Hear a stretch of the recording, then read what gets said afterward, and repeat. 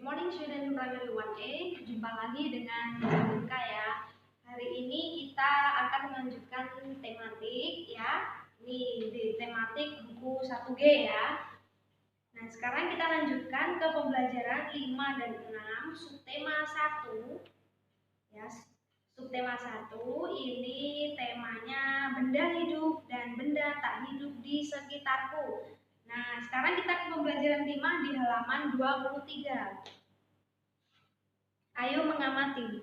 Nina dan Adi sedang menyusun foto di album. Foto disusun berdasarkan urutan waktu. Coba perhatikan foto yang disusun Adi berikut. Nah, ini adalah contoh fotonya. Di sebelah kanan, ini foto sebelum Adi lahir. Lalu sebelah kiri, foto setelah Adi lahir. Gitu ya. Nah, apa perbedaan kedua foto tersebut?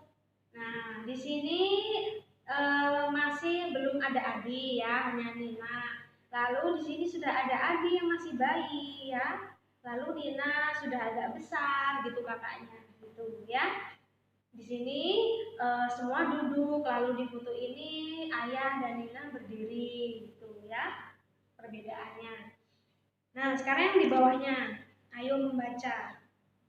Makhluk hidup berkembang biak. Berkembang biak artinya menghasilkan keturunan. Makhluk hidup berkembang biak agar bertambah banyak. Cara berkembang biak makhluk hidup bermacam-macam. Burung berkembang biak dengan bertelur. Kucing berkembang biak dengan melahirkan. Tanaman pisang berkembang biak dengan tunas.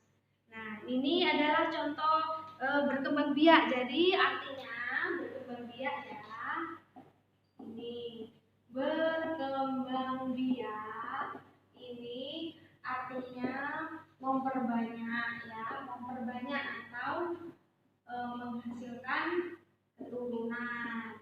Ini ya, kalau keturunannya banyak, jadi di seluruh muka bumi ini banyak benda hidup itu ya. Ini memperbanyak seperti manusia juga berkembang biak ya, sehingga banyak di seluruh dunia ini ada manusia di mana-mana, dan juga itu makhluk hidup ya seperti tanaman, hewan juga di mana-mana ada karena mereka berkembang biak gitu. Kalau hewan, kucing dan burung itu kan lain caranya, cara menghasilkan keturunannya. Kalau kucing dia itu melahirkan, kalau burung dia bertelur. Apalagi yang bertelur seperti ayam, angsa, lalu buaya dan hewan-hewan lain yang bertelur ya. Nah, itu yang bertelur kalau kucing, anjing, lalu kuda, lalu apalagi ya yang melahirkan banyak. Nah, itu melahirkan ya, lain dengan burung karena mereka tidak mempunyai daun telinga, jadi bertelur. Nah, mereka ini adalah makhluk hidup ya. Jadi ini adalah benda hidup. Dan juga misalnya tanaman, pohon pisang di situ contohnya. Nah, itu dengan tunas. Nah, itu juga tanaman juga berkembang biak dengan tunas ya.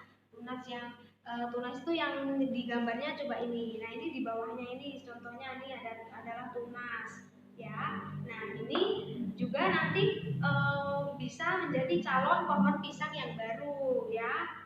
Jadi banyak nanti pohon pisangnya. Itu. Nah, ini juga tanaman benda hidup gitu ya. Jadi banyak ya makhluk hidup di bumi ini ya. Oke, nah sekarang di halaman 24, ayo berhitung. Nina dan Adi akan menyusun 56 foto di album. Foto dikelompokkan 10-10. Nah, ini puluhan dan satuan ya, masih ingat ya. Harus hafal, harus ingat. Nah, jadi di situ ada kumpulan, jadi satu tumpukan atau satu kelompok itu ada 10. Nah, di situ ada 5 ya, ada berapa? 5 tumpukan. 1, 2, 3, 4, 5. Berarti ini ada 50-an. Lalu yang tidak kelompok 10-10 ada berapa? 1, 2, 3, 4, 5, 6 ya. 56, 50-an. Ini tidak boleh lupa. Lalu 6 satuan ya. Itu. Lalu ada lagi bangun balok di situ contohnya. Nah, di situ ada bangunan balok ya. Nah, ini satu tumpukan ini ada 10. Nah, ini ada 10.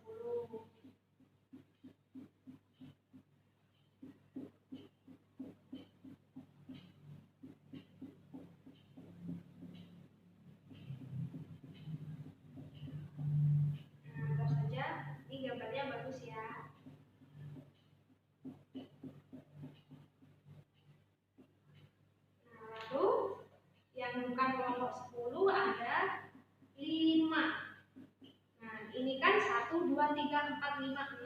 Berarti 60. Ini 1, 2, 3, 4, 5. Nah, berarti ini 65 ada 60-an dan 5 satuan. Nah, itu ya. Masih ingat kan puluhan dan satuan ya, kita hanya mengulang-ulang. Nah, sekarang ke pembelajaran 6. Tuh. Tanaman di halaman sekolah ada yang layu. Nina menyiram tanaman tersebut. Ibu guru menyapa Nina. Nah, di sini ada percakapan antara ibu guru dan Nina. Itu ya, coba perhatikan di halaman 26. Wah, Nina rajin menyiram tanaman. Tanaman tumbuh dengan subur. Nah, ibu guru berkata seperti itu. Lalu Nina menjawab, mengapa tanaman yang disiram menjadi subur, Bu? Nah, lalu ibu guru menjelaskan, itu di gambar bawahnya. Tanaman memerlukan air untuk hidup. Tanaman yang tidak mendapatkan air lama-kelamaan akan mati. Nah, kalau begitu kita tidak boleh lupa menyiram tanaman ya, Bu? Betul, Nina. Nah, itu. Jadi kalau tanaman, kalau kita supaya tetap sehat, tidak sakit, bertahan hidup, itu kita harus makan dan minum ya. Nah, kalau tanaman juga seperti itu, mereka harus rajin disiram. Apalagi kalau tidak pernah hujan. Jadi kalau kalian punya tanaman di rumah, harus rajin menyiram tanaman dengan air ya. Nah, karena tanaman itu juga benda hidup ya, mereka adalah makhluk hidup juga. Jadi diberi air, disiram setiap hari gitu ya. Apalagi kalau musim kemarau ya. Nah, itu supaya subur tanamannya, tidak layu dan tidak kering sehingga tidak mati. Nah, sekarang di halaman 27. Di situ tumbuhan termasuk benda hidup. Tumbuhan memerlukan air. Nah, coba ingat kembali ciri-ciri benda hidup. Nah, kalau ciri-ciri benda hidup itu apa? Dia itu bernafas, ya, bergerak, itu, ya, lalu memerlukan makanan. Nah, kalau bernafas dan bergerak itu adalah benda hidup. Nah, kalau dia tidak bergerak, tidak bernafas itu benda mati. Nah, kalau benda hidup itu tanaman, tumbuhan, hewan, manusia. Nah, itu benda hidup ya, itu makhluk hidup. Itu. Nah, contohnya di sini tanaman jagung termasuk benda hidup karena apa? Ya, karena dia memerlukan air ya. Itu karena ini adalah tumbuhan, dia memerlukan air. Jadi dia benda hidup. Kalau dia tidak disiram, itu akan mati lama-kelamaan. Kelinci termasuk benda hidup karena apa? Kelinci, coba lihat gambarnya, dia mau makan wortel. Nah, berarti dia perlu bertahan hidup, ya, berarti ini benda hidup. Dia makan, dia minum, lalu bernapas, bergerak, ya, seperti kita juga.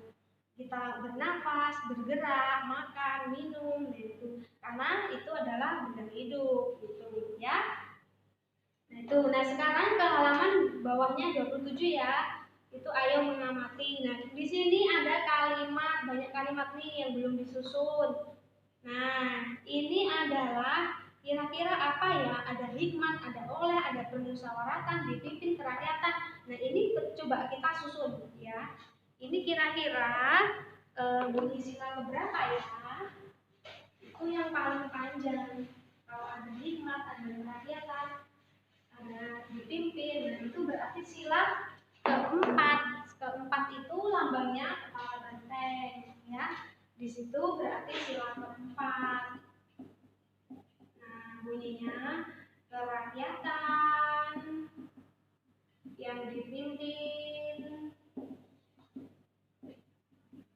oleh hikmat, kebijaksanaan, permusyawaratan, perwakilan.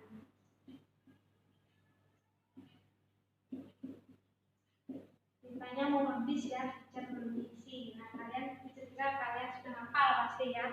Kerakyatan yang dipimpin oleh hikmat, kebijaksanaan, dalam permusyawaratan, perwakilan. Nah, itu sila keempat ya. Jangan lupa ya, bunyi 5 sila Pancasila. Nah, sekarang di halaman 28. Nah, ini puluhan dan satuan lagi nih. Ini hanya mengulang ya. Ini dicerapus ya. Kalian pasti sudah hafal ya. Bisa dilihat lagi nanti di catatan. Di situ contohnya ada angka 47. Nah, kalau 47, kalau puluhan ini kan yang di depan, berarti ada 4 puluhan dan 7 satuan. Nah, kalau di sampingnya 74. Nah, itu berarti 7 puluhan dan 4 satuan. Itu. Nah, di situ ada tabel. Ya, ada tabel. Ini untuk memperjelas lagi ya antara puluhan, satuan. Nah, di situ. Nah, contohnya di situ angka berapa ya? Angka 45. Di sini puluhan, satuan. Nah, ini bilangannya. Nah, lalu ditulis ya. Misalnya seperti apa? Nah, misalnya kita menggunakan angka ini. 47 tadi 4 puluhan lalu satuannya 7, bilangannya 47. Jadi ditulisnya 47.